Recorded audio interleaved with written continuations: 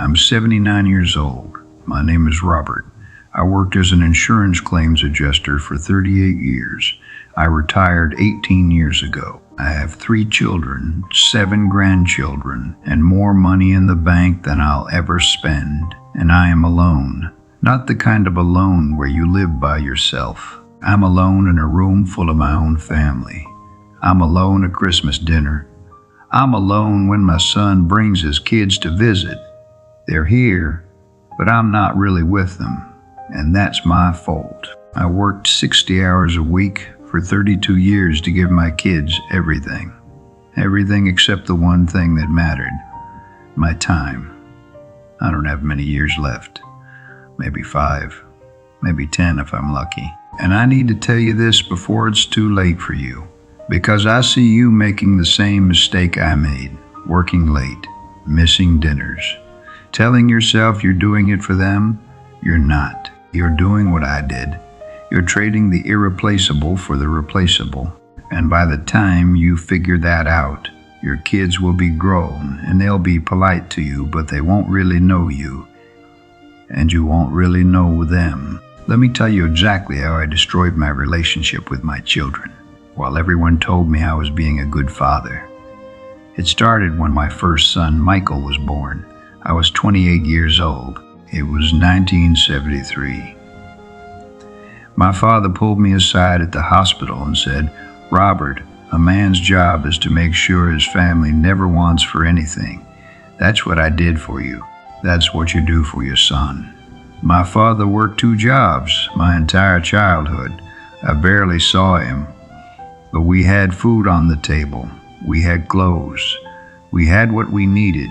And everyone said he was a good man, a good provider. So that's what I thought being a good father meant, providing. 6 months after Michael was born, my boss called me into his office. He'd noticed I was staying late, coming in early, never complaining about the workload. He promoted me. More money, more responsibility, more hours. I came home and told my wife, Linda. She cried happy tears. "Robert, this is wonderful. This means we can get a bigger place. We can start saving for Michael's college." Everyone was proud of me.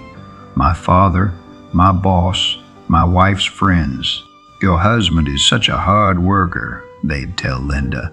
"You're so lucky." I believed them. I thought working more meant loving more. I was wrong. For the next 32 years, the pattern was the same. I'd leave the house at 6:30 in the morning. Michael would still be sleeping. I'd get home at 7:30, 8, sometimes 9-eyed at night. He'd be in his pajamas getting ready for bed. "How was school, bud?" I'd ask. "Fine," he'd say. "Did you do your homework?" "Yeah." "Good boy, go brush your teeth." That was our relationship. 5 minutes a day of me checking boxes. Homework done? Check. Kid fed? Check. Kid alive? Check. Linda would try to fill me in on what I'd missed. Michael's teacher said he's really good at art. She thinks he might have real talent. "That's great," I'd say. But I was already thinking about the Henderson claim I needed to review before tomorrow's meeting.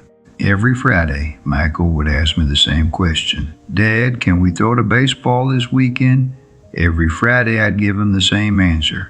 "I have to catch up on work, bud. Maybe next week." Next week became next month. Next month became next year. Next year became never. When Michael was 12, he stopped asking. I told myself it was fine. He was getting older. He had friends. He didn't need his dad to play catch anymore. But what really happened was he learned that asking me for my time meant getting rejected. So he stopped asking. I didn't notice. I was too busy working. By the time my daughter Sarah was born, I was making good money. Regional manager, big office, company car. I was 35 and I thought I was crushing it. Sarah's childhood is mostly a blur to me now. I was there for the big things. The hospital when she was born, her first birthday party, a few Christmases. But the small things, the everyday things, I missed all of it. I missed her learning to ride a bike. I missed her first day of kindergarten. I missed the school play where she played a tree and said one line and practiced it for 3 weeks. Linda would videotape everything and show me later. I'd watch for 5 minutes and then say I had calls to make. "It's 9 p.m., Robert," Linda would say. "Tokyo's awake," I'd answer. I thought I was providing for them. I thought I was being responsible. I thought I was being a man. Every Christmas morning, I'd be so exhausted from year-end reports that I'd fall asleep in the chair while the kids opened presents. Linda would wake me up. "Robert, Sarah's opening your gift." I'd jolt awake, watch for 30 seconds, and nod off again. The kids learned not to expect me to be present, even when I was physically there. One specific moment haunts me. It was nothing special, which is exactly the point. It was a Tuesday night in 1994. I came home at 8:30. Sarah was 11. She was sitting at the kitchen table with a poster board and markers. "What are you working on, sweetheart?" I asked. "Science project," she said. "It's due Thursday." "That's great. Where's your mom?" "Book club?" "Okay, I'll be in the study if you need anything." I went to my study. I had reports to review. I sat there for 2 hours. At 10:30, I came out to get water. Sarah was still at the table, struggling with the poster board. She'd started crying. "What's wrong?" I asked. "I can't get the pictures to stick." "I've been trying for an hour." "Did you try tape?" "We don't have any." "Well, it's too late to go to the store now. Use a glue stick." "I tried. It's not working."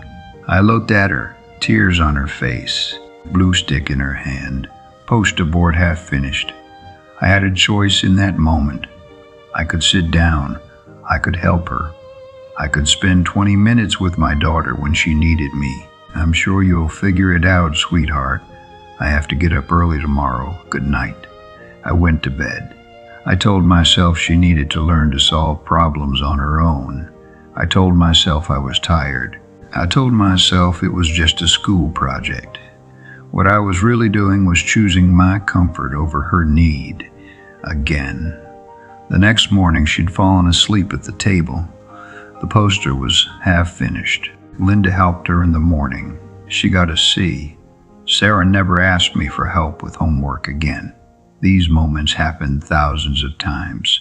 Thousands of small rejections. Thousands of times I chose work, or rest, or convenience over my kids.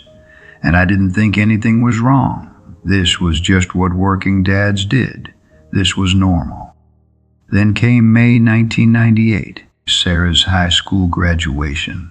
I'd promised her, "Sarah, I will be there, I promise. Front row, I wouldn't miss it for anything." The morning of graduation, I went to work like normal. I was planning to leave at 1:00 for the 2 p.m. ceremony. At 12:30, my boss called me into his office. The Morrison claimed a big commercial property fire. The client was threatening to sue. We needed damage control immediately. "Robert, I need you to call them. Smooth this over. You're the only one they'll listen to." I looked at my watch. 12:35. I could have said no. I could have said, "My daughter's graduating in 90 minutes. This can wait 3 hours. But I didn't, because the company needed me, because I was reliable, because this is what dedicated employees do. I made the call. It took 45 minutes. Then there were follow-up emails. Then there was another call. I got to the high school at 3:15. The ceremony was ending. Kids were filing out in their caps and gowns. I slipped in during the recessional. I found Linda in the crowd. She saw me and just shook her head. No words. Just that look of disappointment I'd seen 1,000 times. I found Sarah outside. She was taking pictures with her friends. "Sarah, sweetheart, congratulations." I hugged her. She hugged me back. "Thanks for coming, Dad." That's what she said. "Thanks for coming." Not, "I'm so glad you're here." Not, "I can't believe you made it." Just the polite thing you say to someone who showed up late is something that mattered. But it was her eyes that I remember. Flat, empty. like she'd expected this. Like she'd already decided I wasn't going to show up, so when I didn't, it wasn't even a surprise, just confirmation. I told myself she understood. I told myself that the job paid for this ceremony, for this school, for her college that started in 3 months.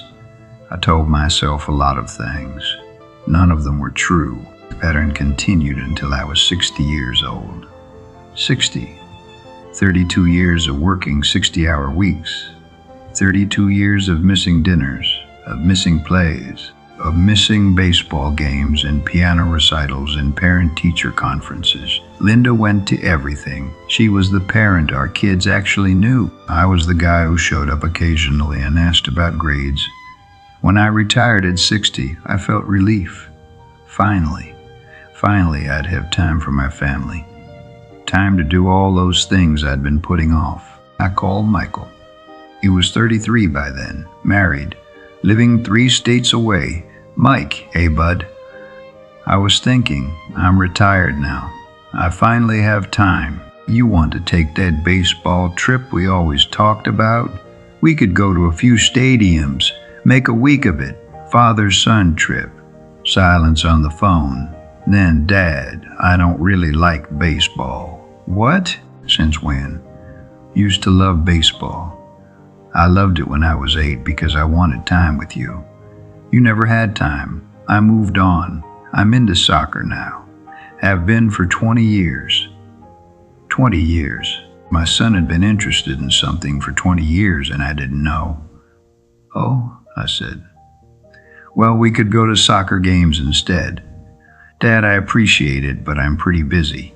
Work's crazy right now. Maybe sometime. He was doing to me what I taught him to do, putting work first, making excuses. I hung up the phone and sat in my study, the same study where I'd spent thousands of hours working instead of being with my kids, and I felt like I was falling. That stomach drop feeling when you miss a step, when you realize something terrible and you can't unrealize it.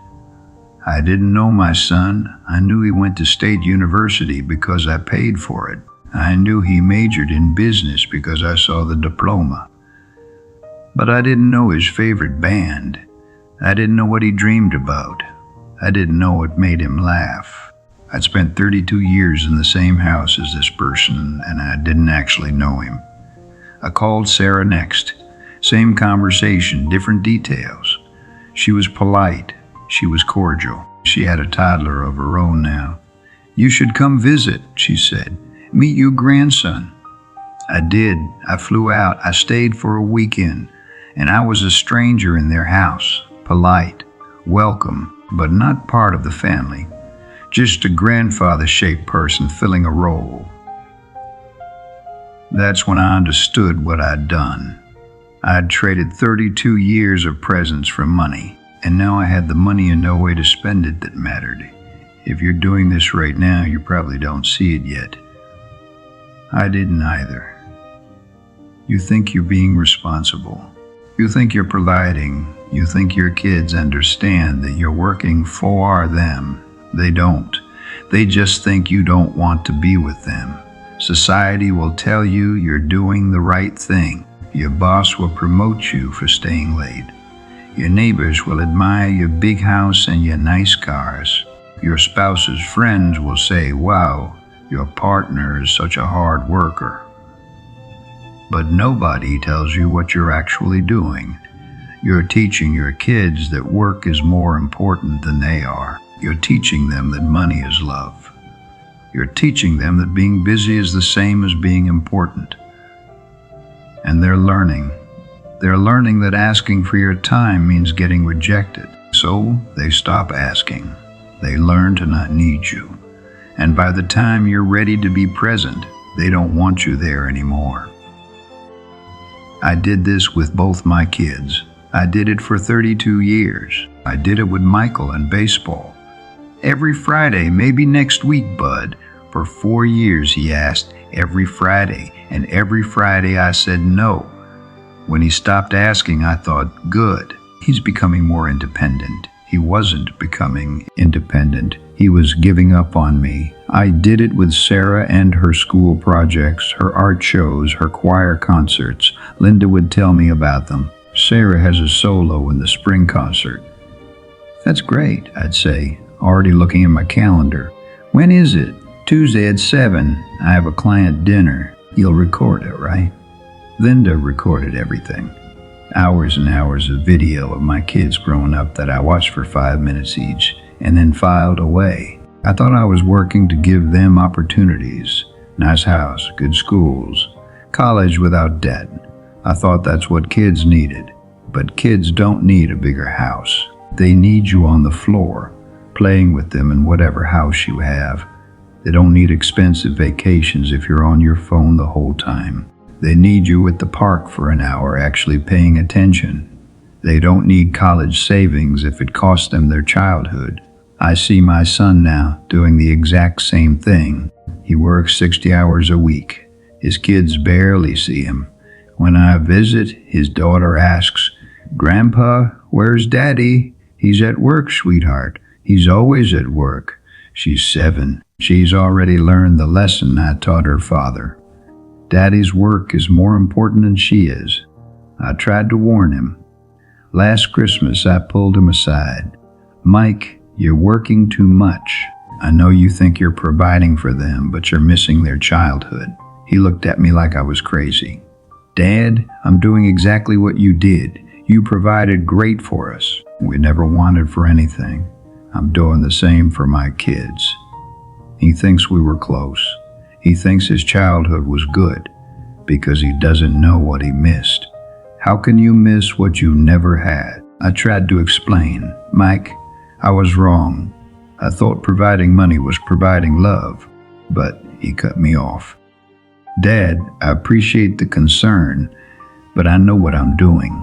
These are important years for my career." And I watched him walk away to take a work call on Christmas. And I realized I didn't just destroy my relationship with my kids. I taught them to destroy their relationships with their kids. The pattern continues. So what do you do instead? Here's what I wish I'd known 50 years ago. Number 1, when your kid asks you to do something, the answer is yes, unless there's an emergency. "Dad, can we throw the ball?" "Mom, can you watch my show?" "Want to see what I made?" These aren't requests to do a specific activity. They're bids for connection. They're your kid saying, "I want time with you." Every "not now" is heard as "you're not important enough." I said "not now" thousands of times, and eventually they stopped asking. Starting today, unless you have a genuine emergency, not a work email, not a report that can wait, a genuine emergency, say yes to the next small ask. Just one. See what happens.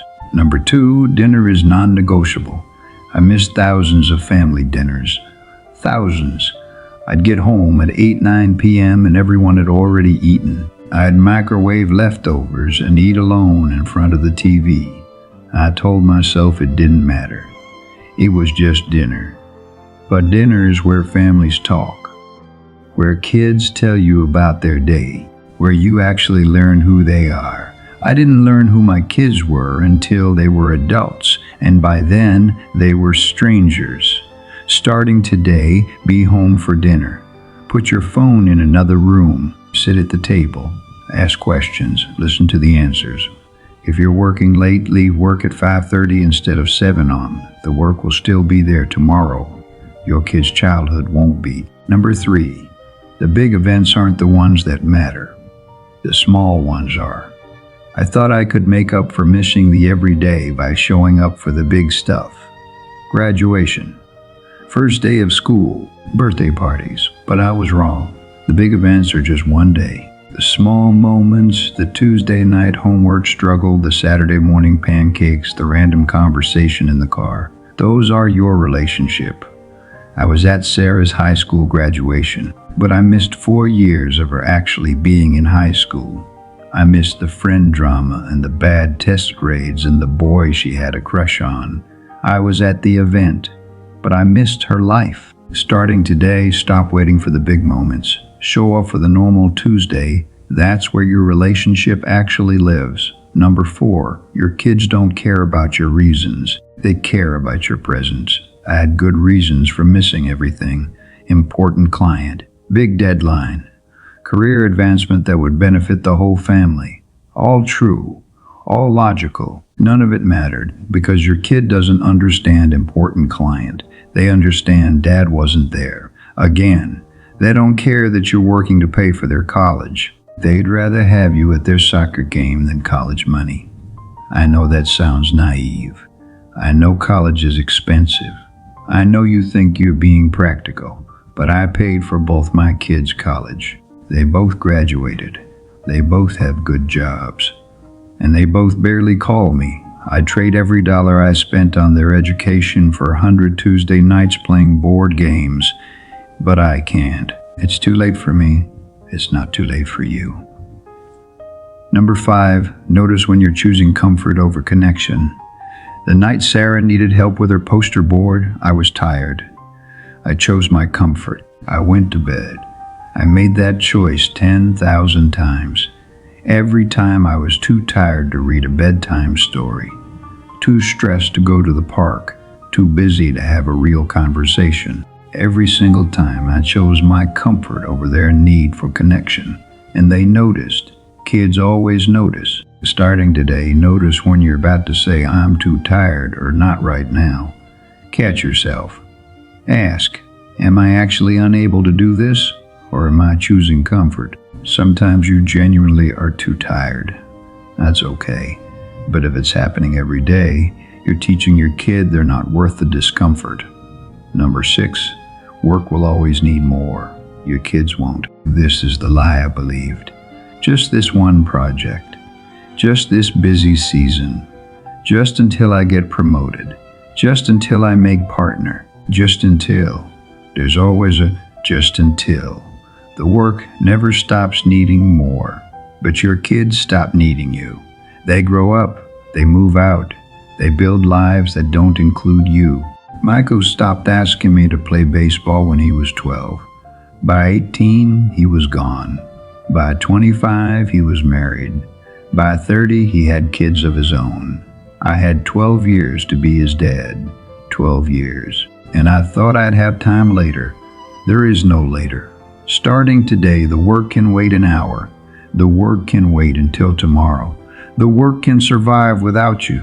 Your kid's childhood can. Number 7, put your phone down. Actually down. I know this seems obvious, but Michael brought his kids over last week. We're sitting in the living room. He's on his phone the whole time. His daughter tries to show him a drawing. Daddy, look. That's great, sweetie, he says, not looking up. She tries 3 times, then she gives up. She comes to me instead. Grandpa, look what I made. And I want to scream at him, put the damn one down. She's standing right here. But I can't, because I did the exact same thing with newspapers, with paperwork, with my briefcase that I brought home every night. Same pattern, different technology. Today, when your kid is talking to you, put the phone face down. Better yet, put it in another room. Give them your eyes. Give them your full attention. Number 8, quality time is a lie we tell ourselves to justify missing quantity time. I used to say this. I may not see them much, but when I do, it's quality time. Bullshit. I was there physically, but I was thinking about work. I was exhausted. I was distracted. Real relationship doesn't happen in scheduled quality time. It happens in the boring, ordinary, everyday moments. It happens in the car ride to school, in making breakfast, in sitting on the couch, doing nothing. That's where kids talk to you. That's where you learn who they are. I miss 32 years of ordinary moments, and now my kids and I have nothing to talk about because we don't share memories. We don't have inside jokes. We don't have a relationship built on 10,000 small moments. We have 3 decades of me missing and them learning to live without me. Number 9, your kids will remember what you missed more than what you provided. I gave my kids everything. College, cars, wedding money, down payments on houses. They're grateful. They say thank you. They send me Father's Day cards. But Sarah doesn't remember that I paid for college.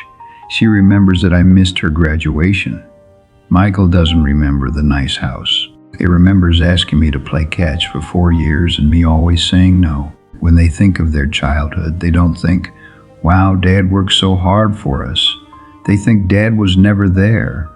And they're right. Number 10, it's not too late to start, but it might be too late to fix. If your kids are still young, stop reading this. Go to them right now. If they're grown like mine, you can try to rebuild. But I need to be honest with you. It's hard. I've been trying for 18 years. I call every Sunday. I visit when I can. I show up for my grandkids' events, and it's better than nothing. But we're not close. We're polite. We're cordial. We have a relationship, but it's not the relationship I thought I'd have. Because you can't get back time. You can't relive their childhood. You can't undo 30 years of absence. You can apologize. You can change. You can try to be present now. But the foundation is already set.